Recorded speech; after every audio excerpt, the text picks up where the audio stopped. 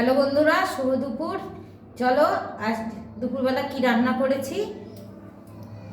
হাঁড়িতে আছে গরম গরম ভাত, এক হাঁড়ি গরম গরম ভাত আছে, বেগুন ভাজা আছে, বেতো শাক, রসুন ফোড়ন, কাঁচা লঙ্কা, শুকনো লঙ্কা ফোড়ন দিয়ে বেতো শাক আছে, টমেটোমের ডাল।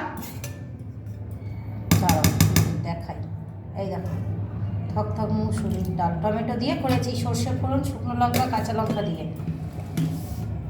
আর আছে বিট, গাজর, কচু, সিম, আলু, ফুলকপি, মটরশুঁটি, থোর, বেগুন এইসব দিয়ে একটা সবজি তরকারি করেছি।